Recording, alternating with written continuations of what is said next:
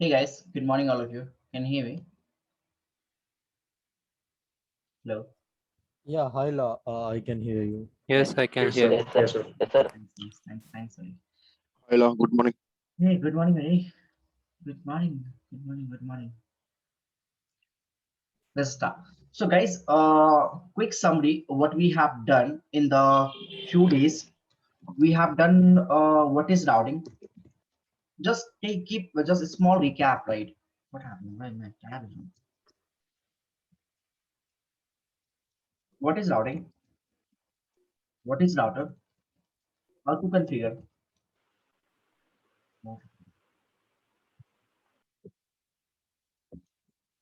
IP address on router interface, and how does router maintain routing table, and what is the use of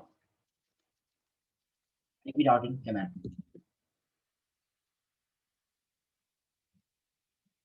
right? And also we have seen how to configure starting out, right? And we have seen the all the three ways two ways we have seen, I think. So if I'm not wrong, just let me know. Okay, we have seen this way: IP route, destination network, and we have then subnet mask information, and then we have a next hop, right? And then we have a IP route, destination network, subnet mask information, and then we have a next hop, not next hop, exit interface. And also we have seen the concept of AD well, right? What is AD, right? We have seen the concept of AD and longest prefix match rule. The longest period, how does router decide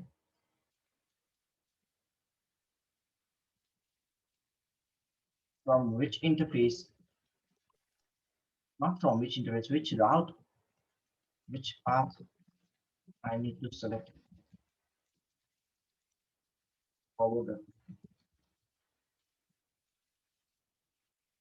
Awesome, right? And this command we have seen the IP route destination network. This command, in this case, uh, in this case, the router will generate, right, app request for only for next hop. So if you have 1000 destination network, you will maintain, router will maintain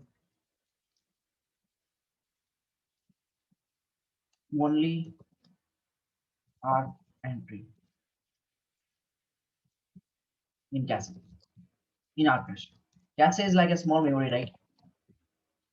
In this case, what happened?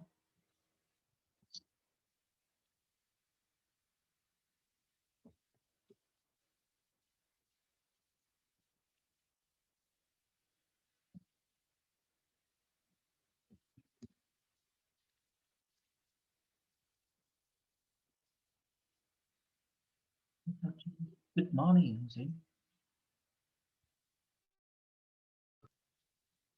Hey guys, tell me, am I done with this command? IP route destination network submit mask, then exit interface, then next hop. Yep, I think so. I'm done. Yes, sir, you have done it. Yeah, I'm done. No? Like Yes. how to avoid the recursive loop. Yes, perfect. So we have also done with the this command. IP route destination network submit mask information, and we can call it exit interface, and then we have a what we call next hop.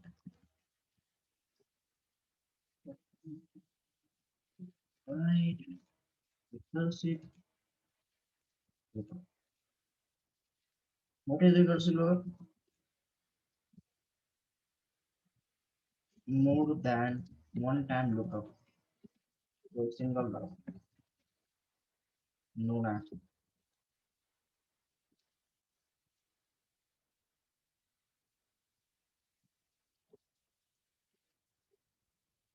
It's not.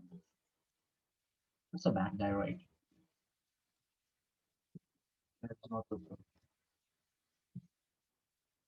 welcome to-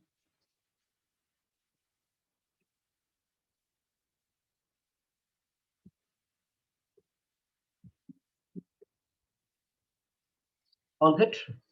So we have done with this concept, right? Now, if you have any questions from this, you can ask me. And one more thing, AD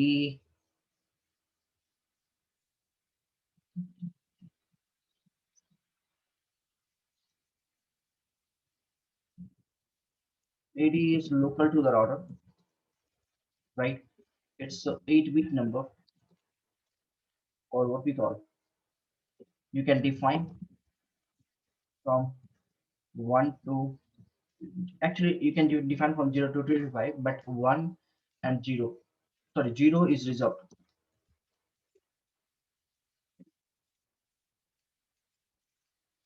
So you cannot use 0, right? But you can define the 180 value, what can you have the 2, 3, 4, 5, 6, you can define from this. 255 is unknown, right? So if any route that has a AD value 254, router will inject that information in routing table,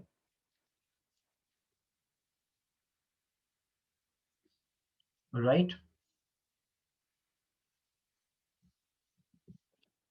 The route, if any route that has a AD value 255, router will never inject that information in routing table. Okay, but in running config, that information will be there. Vistas of memory and vistas of CPU. Also, we have seen another one more command was there in the starting out. Destination route running submit mask next hop, or we can actually call this exit interface as well as, and then use the permanent keyword. Let me know if you have any questions from this line. Give 1 minute.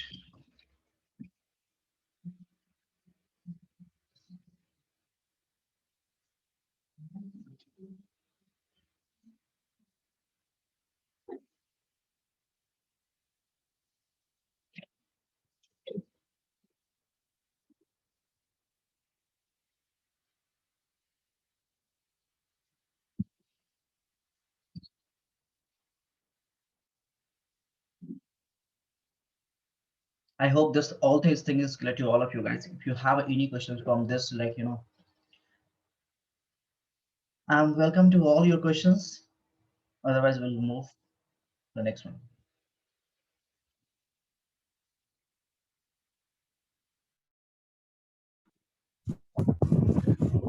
Sir, what is that last command? Sorry, Sir, what is that last command? it's a permanent keyword.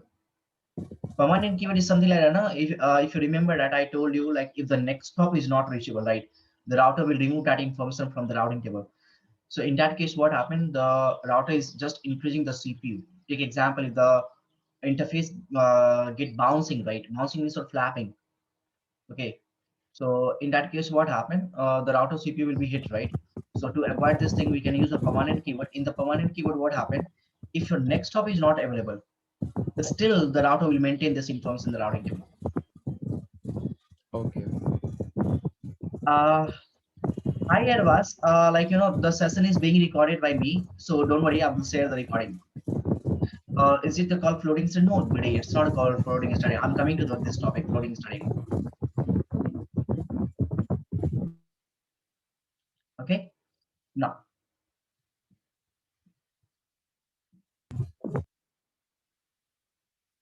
take example. This is my router number 1. Okay, and this is the ISP.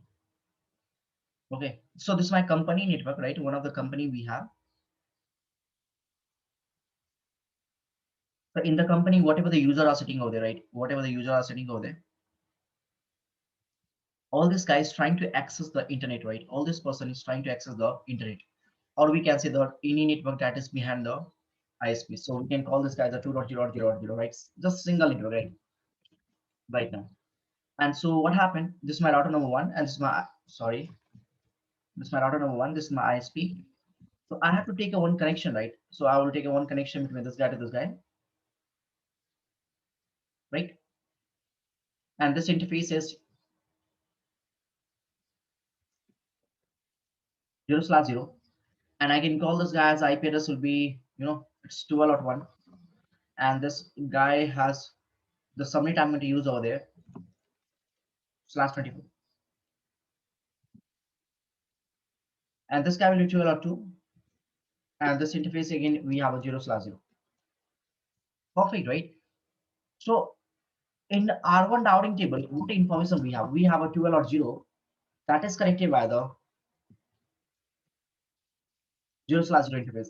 At the same time, we put the one static route that's 0.0.0.0 that has AD value 1, metric will be 0, and next hop will be 12.2. This information we have in the R1 routing table. Okay. So right now, whatever the user are present over there behind the router one, or we can say in the LAN network, this guy is able to reach to this network, right? Is the ping 2.2.2.2.2.2, and my all traffic, right, will go via this physical medium. My return traffic is coming via this physical medium. So there is no issue, right? All this guy can communicate with this particular person.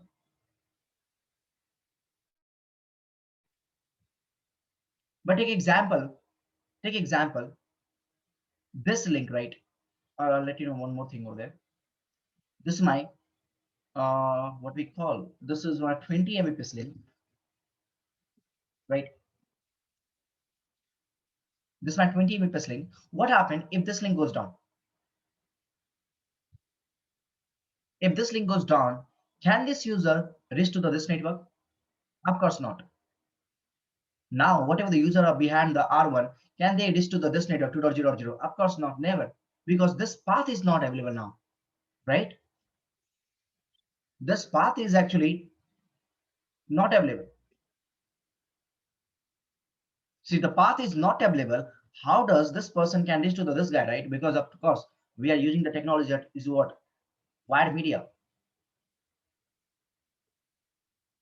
In the wired media, what happened? We must need to have the wire. And if the wire is not there, if the link goes down, do I have a reachability between this person to this person? No. So all my traffic, right? Whatever the user will send the traffic, all the traffic will drop on the R1 side. All the traffic will be drop on the router number one.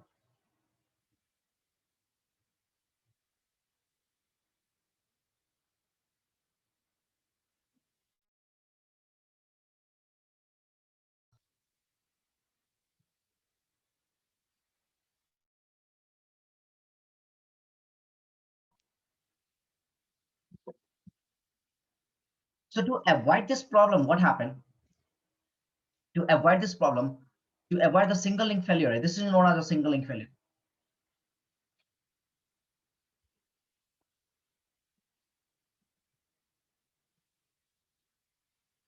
To avoid the single link failure, what we have introduced? We have introduced the backup path as well as. We can say that, okay, let me put the another link. Let me put the another link.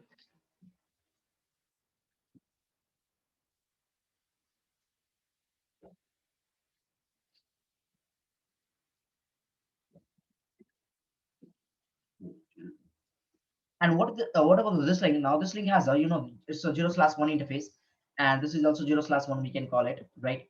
And this guy has IP address will be 13.1, and this guy has a 13.2 IP address, right? And I'm going to use the subnet over there. It's a 13.0/24,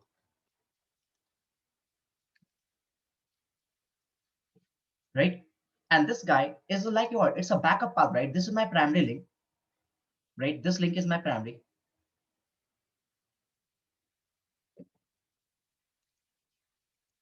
and this link is my secondary, right?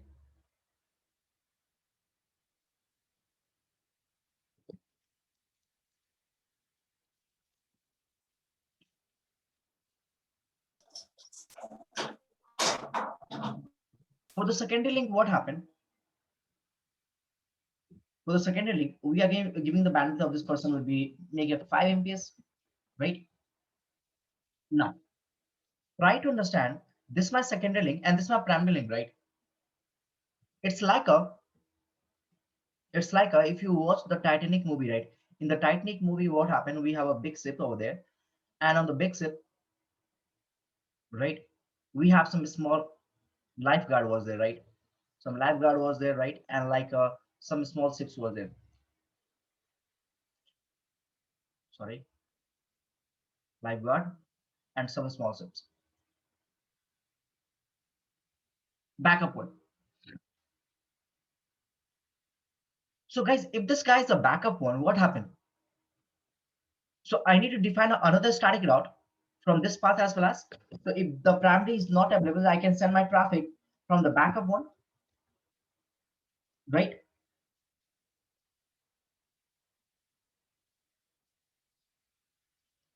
It's good now.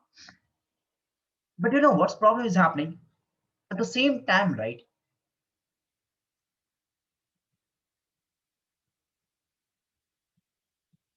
At the same time, both information is present in my routing table.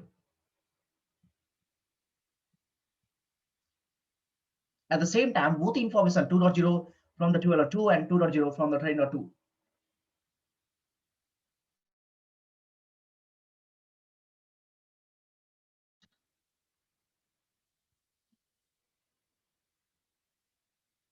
What's problem is happening over there, guys? See, if I'm going to talk according to the scenario, right? Take example, what my scenario is happening. If all this person is going to send the data traffic, is all this person, listen to me guys, it's very, very important.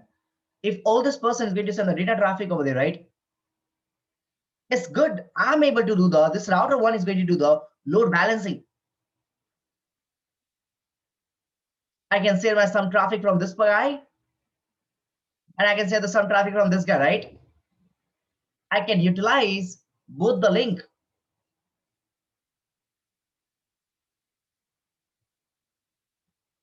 I can utilize both link.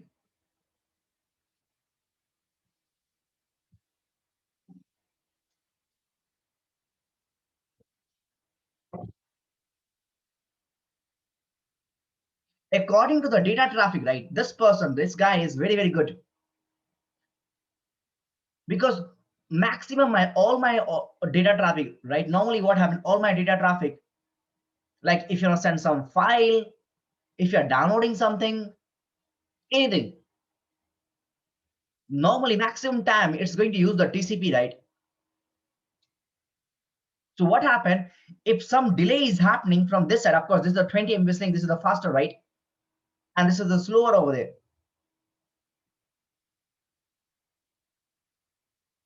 So somehow if any delay is happening in the data traffic, and you know, due to the delay, some packet loss is happening. Take example.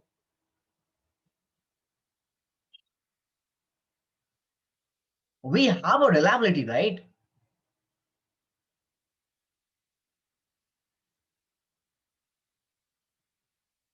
We have a reliability because TCP is what? It's a retransmit the packet. So in this case, this is awesome, right? I can utilize both the link. I can put the route. This information present in my routing table, both the path, right? If the person is a ping 2.2.2.2, I can send my traffic to a 12.2 and I can send my traffic to a 13.2. I'm not telling you it's bad. It's a good design, right? But take example. If the traffic is voice or video, UDP based traffic. Now tell me, do we have a reliability over there? In this case, load balancing is not a good solution. Load balancing is bad. In this case, what I want, all my traffic will follow the 20 Mbps link, right? not via the 5 Mbps, because UDP is like it's a faster and does not provide any reliability or not the retransmit mechanism. So if the packet loss is happening, packet loss. For example, I'm sending you some information like, hey, how are you, man? And you're saying, hey, how are you? Where's the man now? I'm sending some like the some account like I'm telling the account number on a phone call, on a video conferencing call, and what happened? You missed something, or maybe the another person has heard, like instead of the two, he heard the one. What happened? He will make a wrong transaction. Why? Of course, buddy, right? Because this is not like a reliable. So in that case, what happened? I always want to use the 20 Mbps link, not the 5 Mbps link. So if the 20 is not available, I can transmit my packet from the 5. But if the 20 is available, I always transmit my packet from the this one, and 5 will be disappeared from the routing table.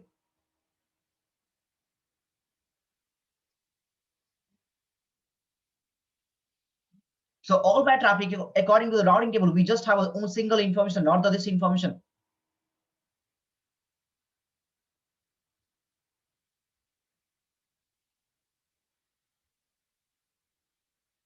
Load balancing means what? The name says load balancing means what? I can share my traffic, right, from both of the link and this link as well as sharing the load. That's the meaning of load balancing.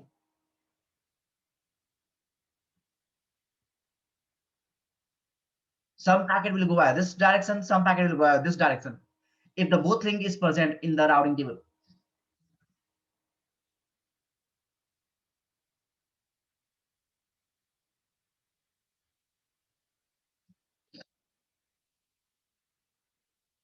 But sometimes load balancing is not a good solution, right? Because if you have a voice and video traffic, I cannot send my traffic from the 5 Mbps link, right? Because this is the slower as compared to this one. But sometimes load balancing is good. It's totally depend on the scenario, right?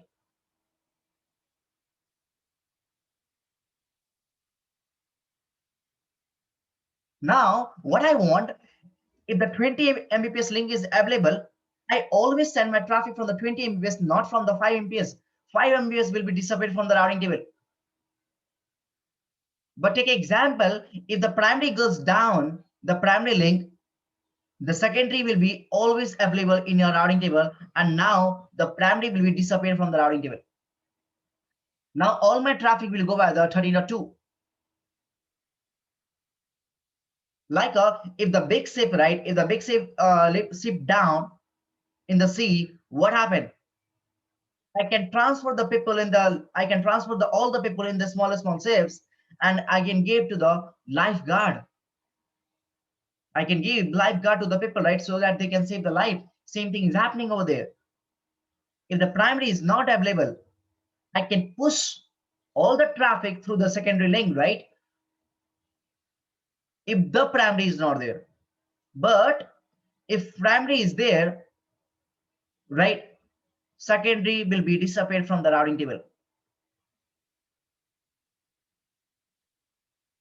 It's like that we are floating this 2.0 route with the 13.2 next hop. And this mechanism is known as a floating static route. What I'm going to do over there, guys, just because of the AD value, right? 1, just because of the AD value, both route is present in my routing table. I'm just going to change the AD value of this person. Any AD value, more than higher than 1. I will put the 2 over there. Don't use any AD value that is reserved by the some other routing protocol. For example, EIGRP 90, 170, OSPF 1110, RIP 120, BGP 220 and 200, EIGRP 75. Don't use this AD value for the floating static route. If you're going to use this AD value for the floating static route in future, or somehow if other company is going to use the same route and they have advertised the same route in the EIGRP, the loop will be happening, right? That's why it's never a recommendation to use the any reserve AD value.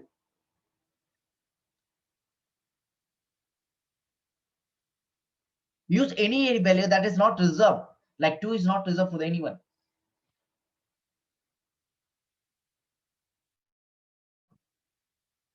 So now what happened? If I'm going to give the 82 2 over there, so what happened? As we know that a router always maintain what?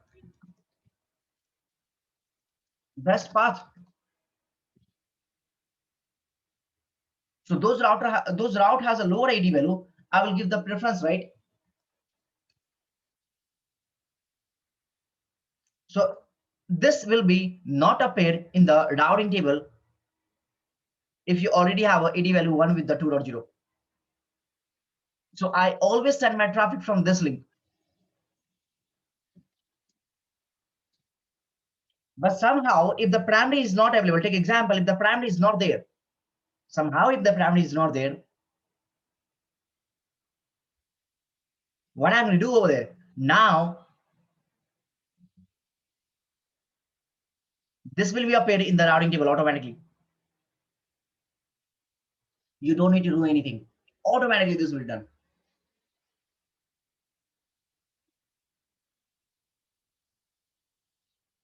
Again, if the parameter comes up, take example, automatically what happened? Secondary will be removed from the routing table.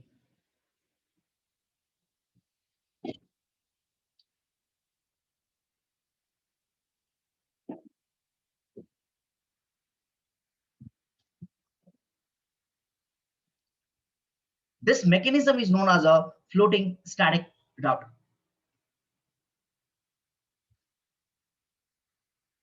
So if the primary is available, I always send my traffic from the primary. If the primary is not available, secondary comes in the picture.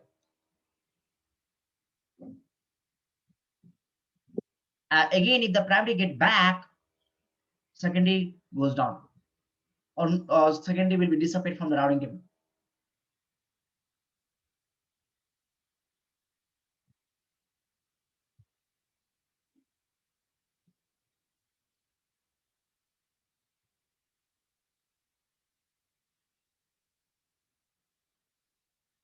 Right?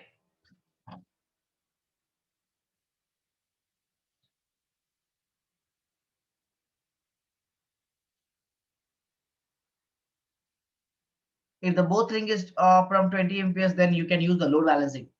There's no need to change the AD value, and there is no need of concept of floating a static route.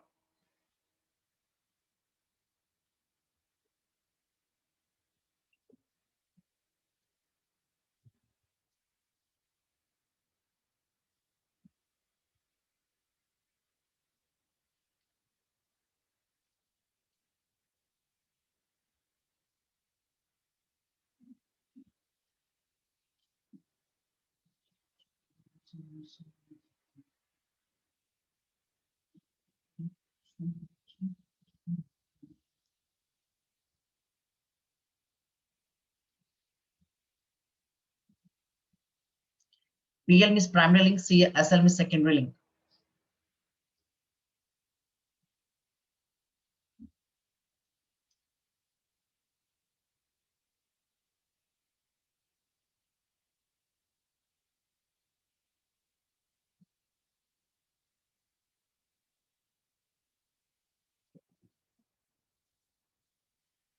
Show IP interface brief. Perfect. We all have IP addressing on the router number 1. If you see the fast Ethernet 0/0, we have a 2.1, and 0/0 is 30.1. Awesome. On the router number 2 now, it must be have one loop back. Okay, they don't have any IP address. Let's configure it.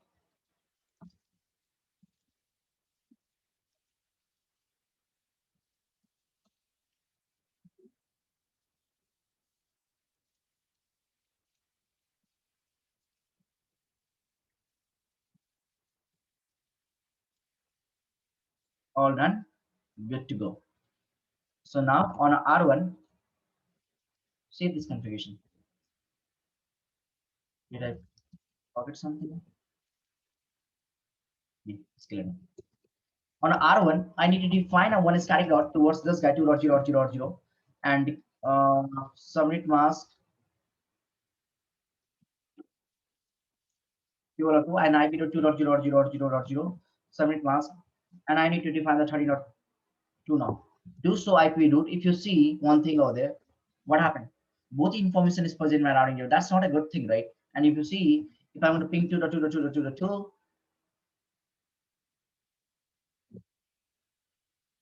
3.2.2.2.2, can you see I'm utilizing the both the link, right? Utilizing the both the link. Load balancing is doing right now. You load balancing is save the traffic, right? From both the link.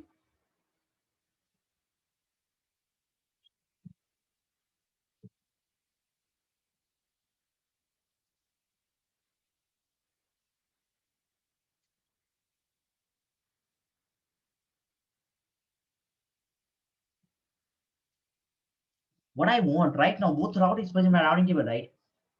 I always want the packets to be go by the primary link, not from the secondary link, right? What I can call over there, IP to 2.0.0.0, 2.13.2 next hop, right?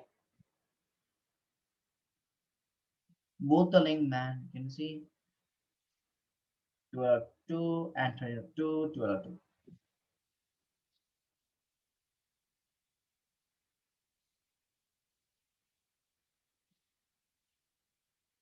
What I going to do over there? If you put the question mark, we have a AD option for the route. I can define the AD for this particular route, right? From this side, 13.2 next hop. The AD will be anything from this range 1 to 255. I can put the 2 over there. Once I put the 2, what happened? This route will be disappeared from the routing table now. You know, see, do we have a 2.0 associated with the 13.2 now? No. But in a running config, this should be available.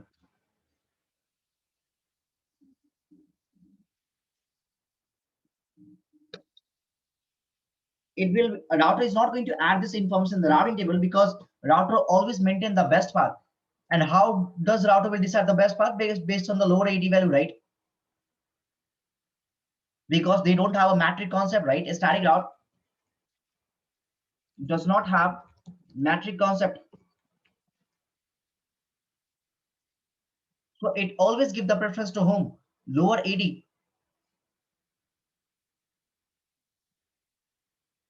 So once I define the lower AD, what happened? My only one path is yellow. That is primary, right? The 12 or 2. So now if I'm going to make a trace route, can you see all my traffic will go by the 12 or 2, right? And somehow if the primary is not available, take example, somehow if the primary is not available, what happened? I'm removing the primary route, 12 or 0 is deleted now. And whatever the route that is associated with the 12 or 0 is also going to delete now, 12 or 2. I'm adding which route? That has a AD value 2. And now do show IP route, good to go now. And now all my traffic will go by a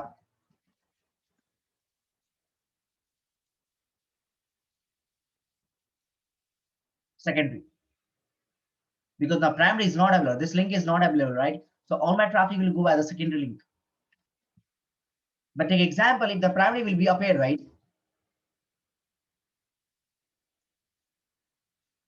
What happened? Secondary will be disappeared from the routing table now. Do we have a secondary route? No. And all my traffic will go by the primary.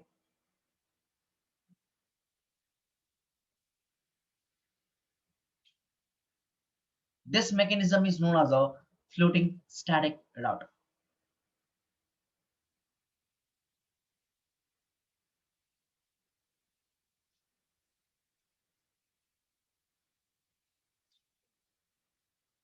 Questions?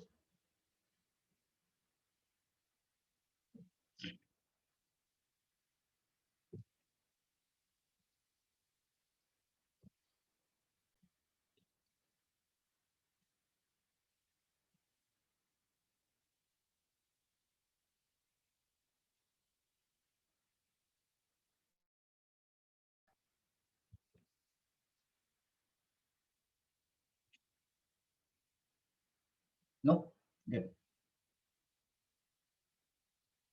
So guys, one more thing that you have to write down right now. Okay, I will explain you this part when I'm coming to the dynamic routing protocols. in redistribution part. You cannot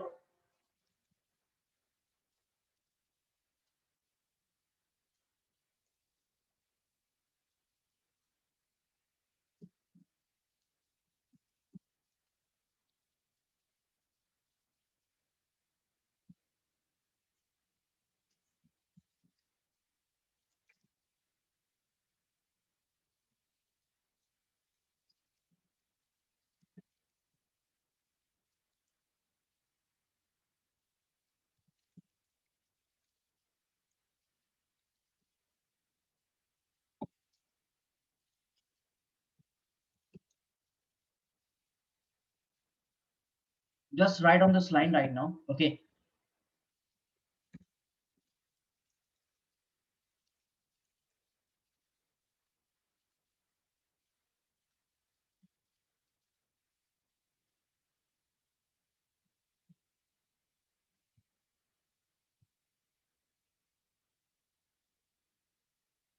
zero. This line you have to write only. This person is important. Which one I need to explain? Gulab is, can guys, can you put your masses in the, like, publicly, so that everyone can see your message and they can also understand. What I told you, this guy, I will explain you in the dynamic routing protocols, not now, because you will not understand this one right now. Just need to make a point. Okay, I'll explain you this part in the dynamic routing. Which one? This one you're talking about?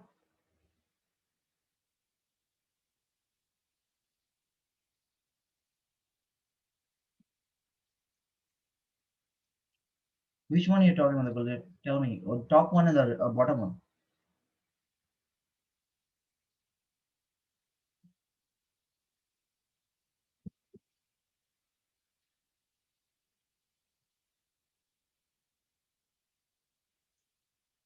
No, perfect.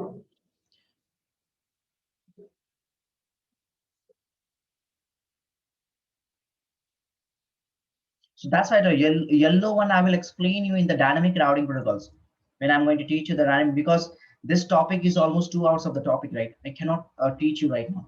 You will not never understand right now. So just make a point. I will explain you in the dynamic routing protocol. And this is the point is a static route, because many times what happened when I'm giving the training, like I forget this part, right? So I'll just mention it right now, just write on. And when I'm teaching the dynamic routing protocol redistribution topic, this topic, let me know on the time. Guys, here I'm done with the static route. If you have any question from the static route, you can ask me.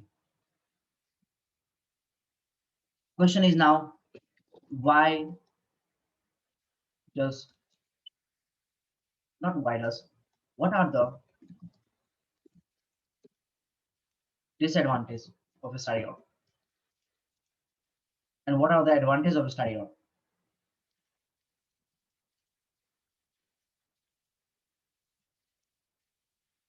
Tell me.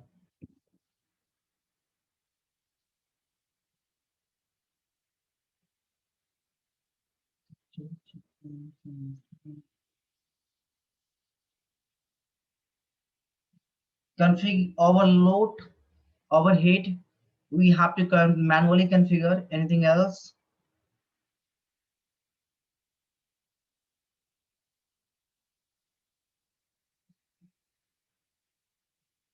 Can deploy, can't deploy in the large network. Time consuming.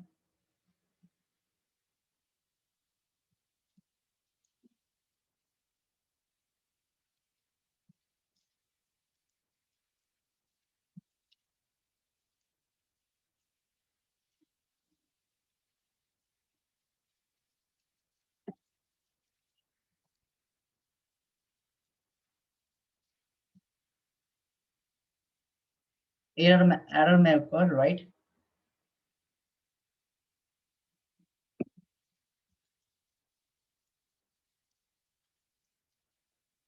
There are stable for only some topology. Okay, good. You know, a very good exam, like, advantage. It's advantage or disadvantage? It's advantage or disadvantage? The stable one. cannot reroute the traffic. Good one.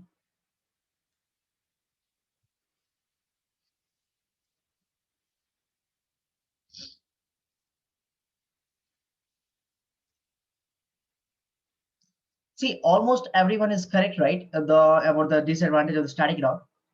Okay, you cannot define the policy. Like you don't have a the options to manipulate the path. Not good for the large network. First, we have mentioned over there.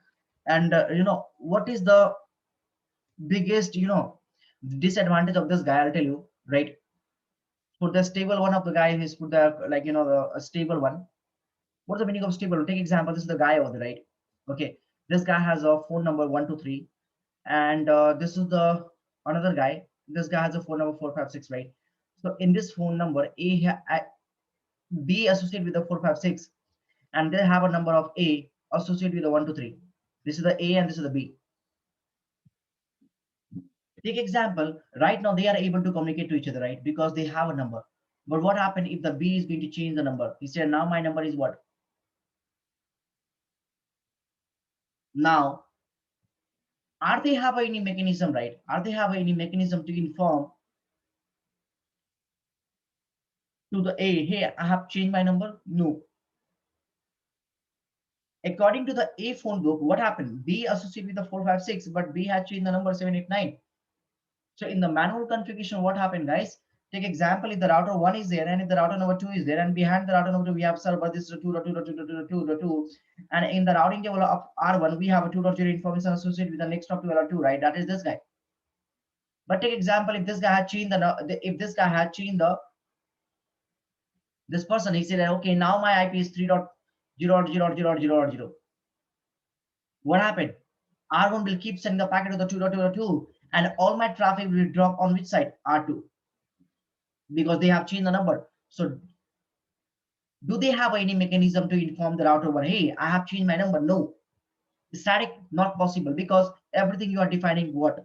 Manually.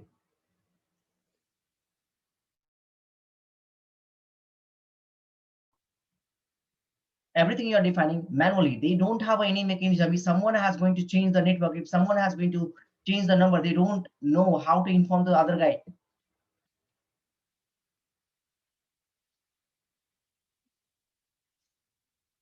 Same thing is happening in this case, right? If this guy is going to change the number, how they will inform to the other person, hey, I've changed my number? No, it's not possible.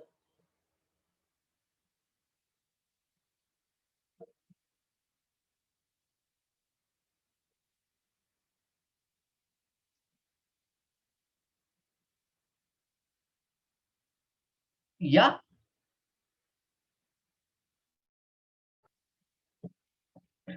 of course, 100% right. If something has changed, you have to manually define again. There's no info, there is no control plane packets.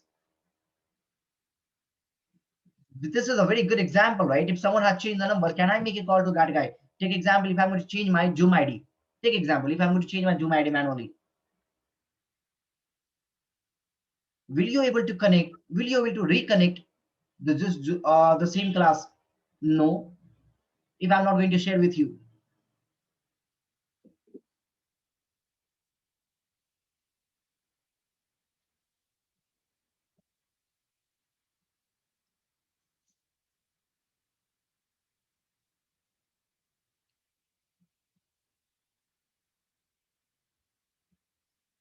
So that's why it's not a recommendation to use this one, right? Static route. In the big network, right? What is the advantage? Easy to configure. Security, right? Security in the sense of what? I only need to define the specific route. So in that case, what happened? No one can perform the attack in my network, right? If I'm not going to define the reverse route for the data direction, I cannot send my traffic. And a static route is more preferable route among all the dynamic routing protocol, just because of 80.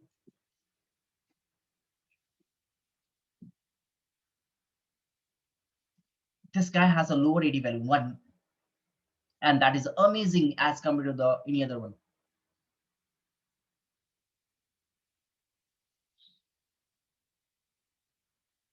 No need to further. A very good engineer, a normal engineer can a CCNA guy can also deploy this diagram. There's times like the cost saving, cost cutting we are doing over there, and this is only for the small network, not for the big one.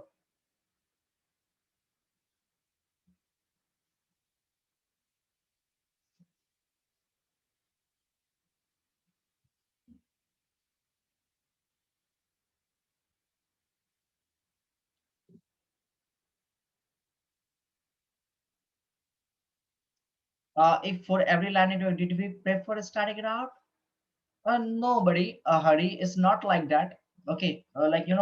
It's totally depend on the scenario. Again, I'm repeating, right? If you have a very small network, you can do that. But if you have a large network, where you have a 10 to 15 routers over there, you always go for the dynamic routing because, and again, the static route does not require the much amount of CPU.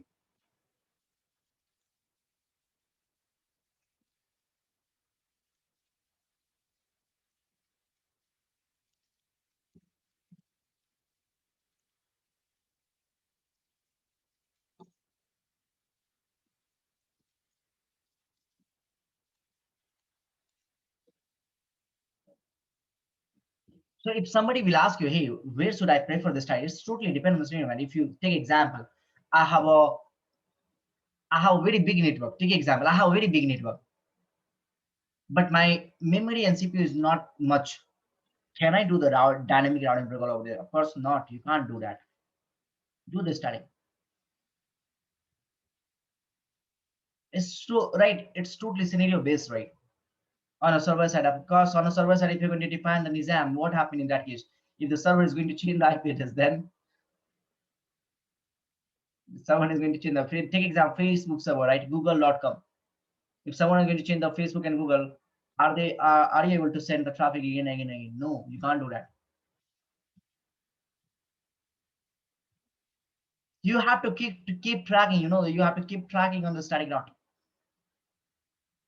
But if you have a very small network, right, you can use the static route like a default route concept. We can use it, right, in the default route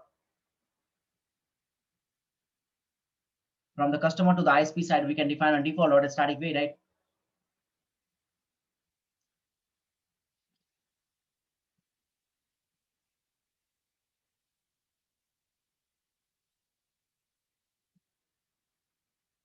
Right. So these are the advantages, or these are the disadvantages of the static route.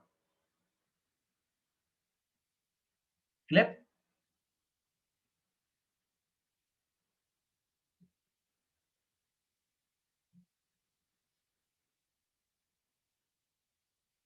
Now,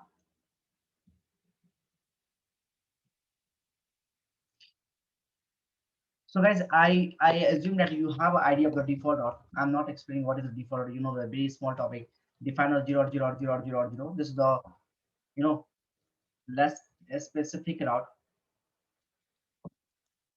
So if why I'm going to use the default route, so that why default route, so that we don't need to maintain huge amount of routing table.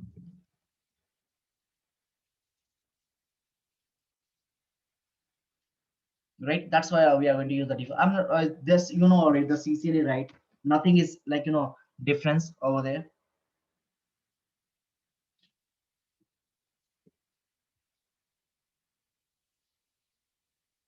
So to avoid all this issue with the static route, what we have introduced, the concept of the dynamic routing protocol.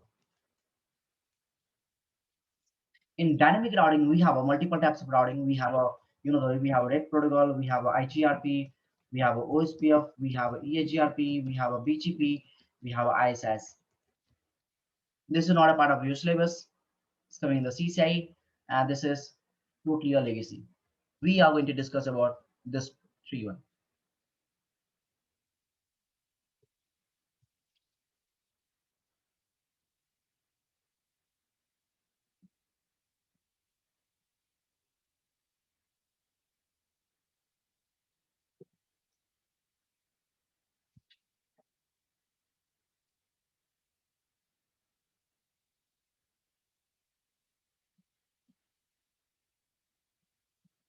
Today I'll show you what is the meaning of dynamic routing, right? How the dynamic is going to work.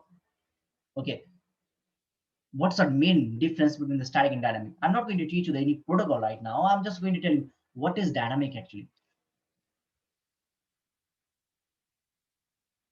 So guys, let's take example. What is IPSOS even I those are the dynamic routing protocols. Right? What is IPS? Those are the yes, it's the dynamic routing protocols. What is IPS? I mean IPSOS. I never heard that. Yeah, I never heard that. What is IPSOS protocol? Or we can just go this IPS is compressed is IPS one right written job opening. What is IPS? It's a job something. IPSLA. SLA is a service level agreement. So what do we call? Nizam Fayaz, right? It's a service agreement. In that case, what happened? We can define the service to the next hop router. So if the service is not given by the complete service provider, we can read out the traffic, right, in the static route. That we are going to we are going to learn in the advanced port topic, right? How the IPSL is going to work. It's actually part of the the switching batch, but normally what happened we were discussing in the the advanced chapter.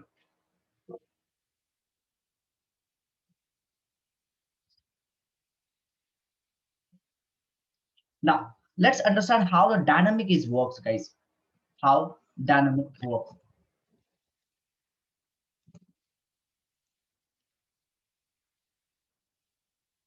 So we have router number one. Okay, we have router number two. I'm not teaching any dynamic routing protocol. I'm just explaining how the dynamic is working. Router three.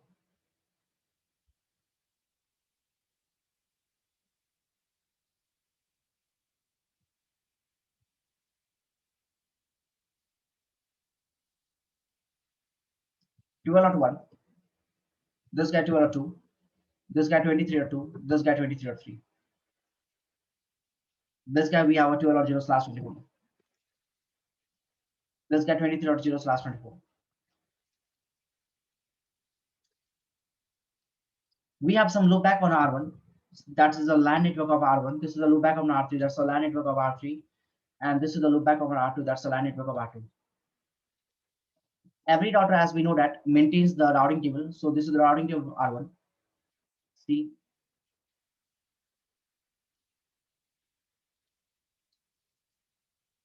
loopback one. See, 0 slash 0. This interface we are 0 slash 0.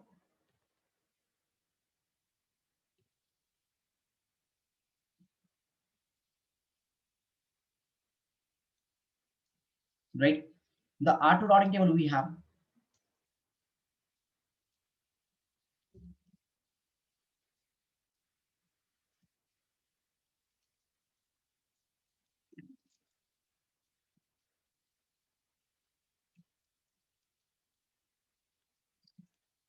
Or the R3 routing table we have.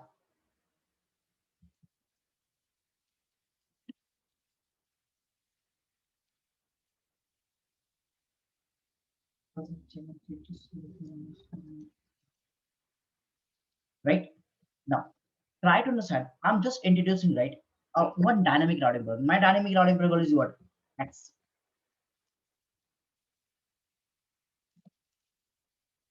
protocol that has AD value 100. I'm just assuming myself, right? I'm just explaining you how the dynamic is going to be work, right? By default, all routing protocol are enable or disabled in the routing table. By default, all the routing protocol is disabled, man. You have to manually enable it.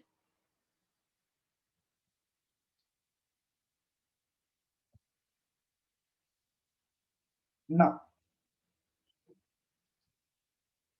take example, I have enabled the X routing protocol on this guy, okay? Because this is the routing protocol that's introduced by me. X I have enabled on this guy. X I have enabled on this guy. X I have enabled on this guy, right? After enabling the X, what happened, right? I'm not teaching you right now. If you have an idea of like neighborship address is good, so I'm not discussing about that part. I'm just discussing how dynamic works. So what happened? R1 is going to share this information to the R2. Hey R2, I have something for you.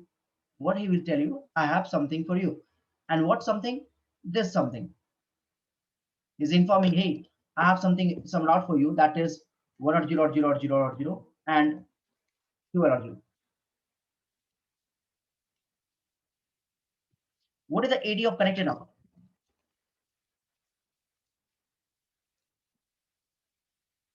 Right? Once R2 will receive this information on this particular interface, what they will do? R2 said that, hey, I already have a 12 or 0 by a directly connected out. C means directly connected, right? So what happened? I'm not going to install the 12 or 0 information because I already have a best path information. I will say that X 1 or 0 that has a 180 12 or 0. I'm loading this information on 0/0 interface.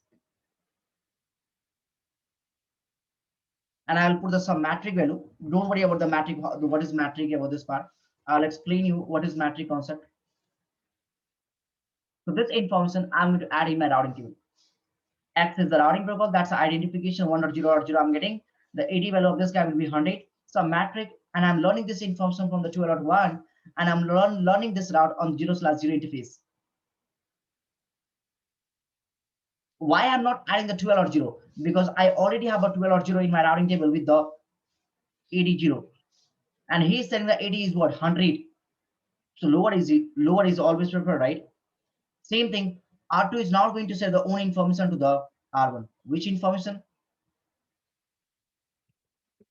2.0, 12.0, and 23.0. R1 will say that, hey, I already have a 12.0 with the AD0 over there. I will prefer this guy, right? That has a 100 AD. Some metric will be there. I'm learning this out from the 12.2 on which interface 0/0. Same thing, X 100 metric, sorry, AD value. Some metric will be there. 12.2 and learning this information on which interface 0/0.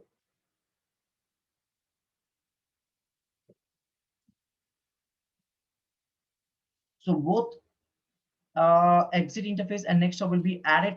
Exactly, both information will be added in the routing in the dynamic routing protocol case. If I'm going to talk about the EHGRP, the RIP and OSP perspective, not the BGP one.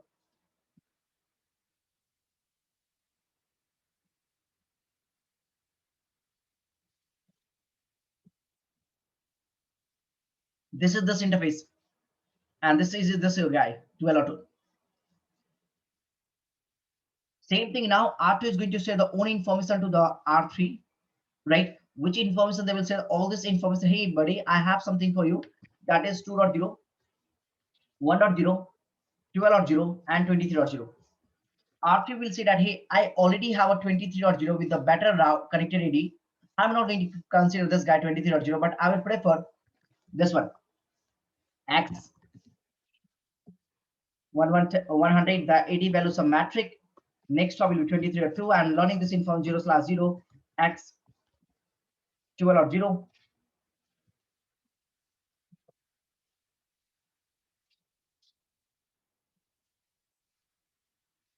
right? And X,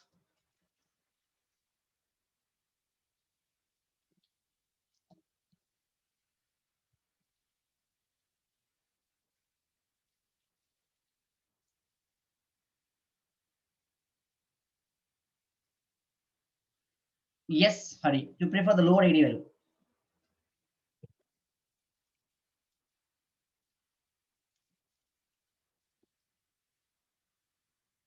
Now R3 will share the own information to the R2. And in this case, what information I'm going to send? He will send, hey, I have something for 23.0 and 3.0.0. So R2 will say, hey, I already have a 23.0 with a better ID, that's a 0. I'm going to make this guy, right? 3.0 information.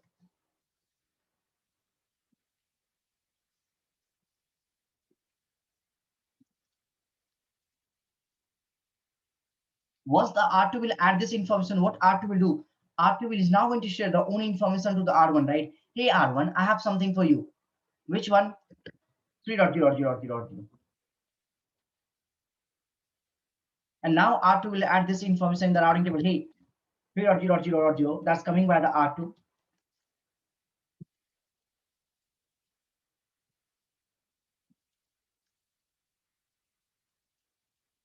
right?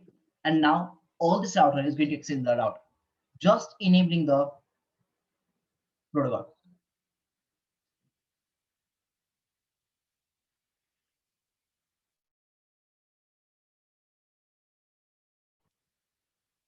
Can you see that? Did I perform any kind of manual things over there? No, just enabling. And after that, all they are doing background.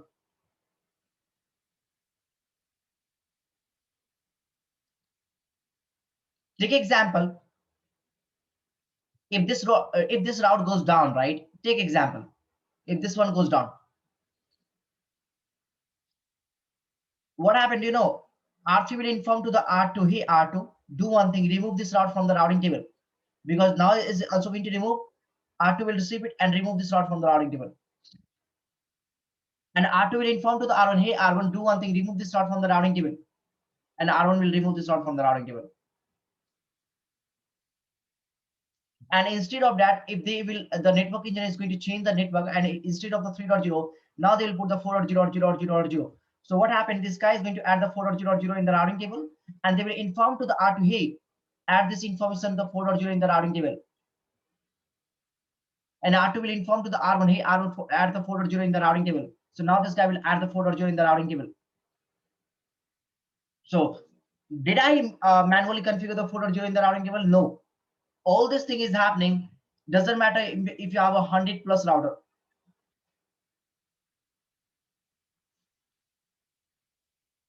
It does not matter if you have 100 plus router. Everything is going to being added by the router. Every routing information is being added by the router. You don't need to do anything over there.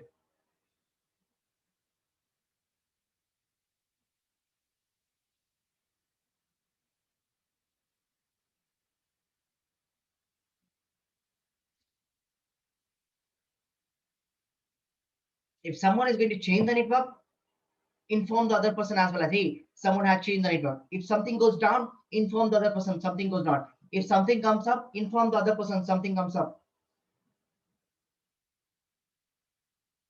This is how your dynamic routing protocols works, guys, as compared to the static one.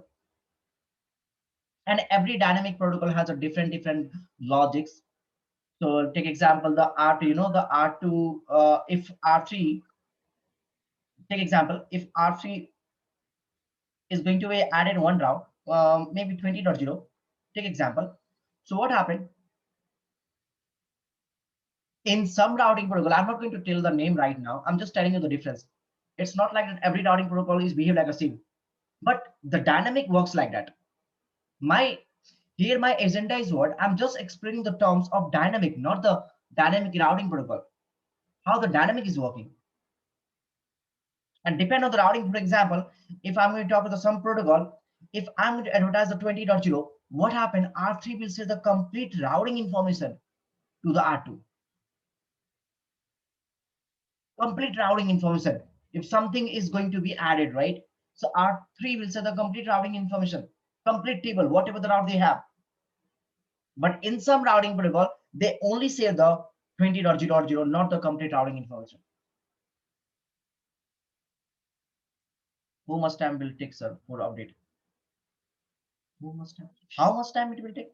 That's depend on the routing protocol, guys. That I told you, guys. Every routing protocol has a different behavior. If I'm going to talk about the RIP, 30 seconds. EHRP, 5 seconds.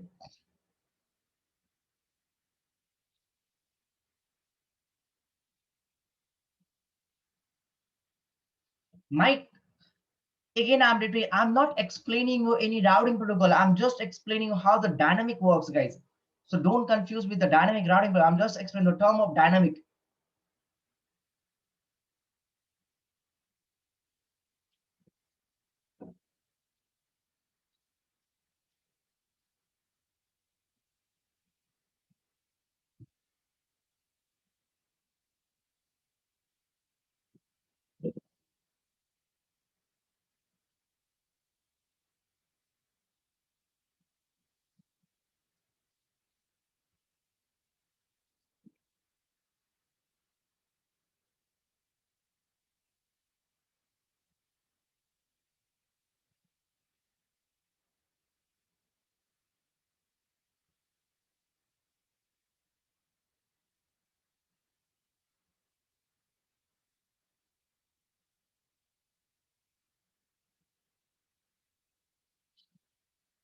Guys, any corner have the questions?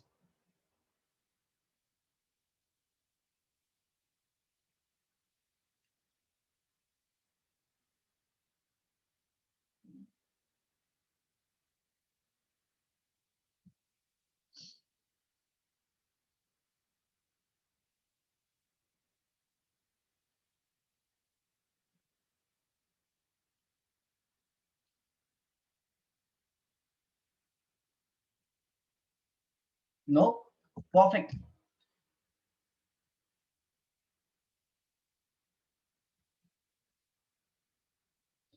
So guys, see you tomorrow with the dynamic routing protocols. I'm just going to discuss about the tomorrow RIP classes, right? So yeah, now perfect. Good, thanks. So tomorrow we are going to start from the RIP, and I will conclude the IGRP as well as. I'm not going to tell you the detailed information on the RIP and IGRP. Yes, I'm going to tell you the thing that is not present anywhere, right? That's very, very important. I have already said that yesterday one RIP classes video, the driving, the 3 videos are there. Actually, the 5 videos are there. I don't know who has changed the, like who has deleted that video. I seriously don't know. So just follow that video. That's enough information about the RIP protocol. But yes, tomorrow is an important class for this one. I'm going to discuss the tomorrow this part, like how and what are the disadvantages of the RIP and IGRP and why we are not going to prepare this guy. And then to after the Wednesday, I'm going to start your IGRP. So tomorrow is very, very important. Let's we'll get the idea what is the problem with the RIP and IGRP and what is the meaning of complete routing information exchange. Could you please add me in the drive? Do one thing. Just ping me on this number. Oh, okay. And 1 minute.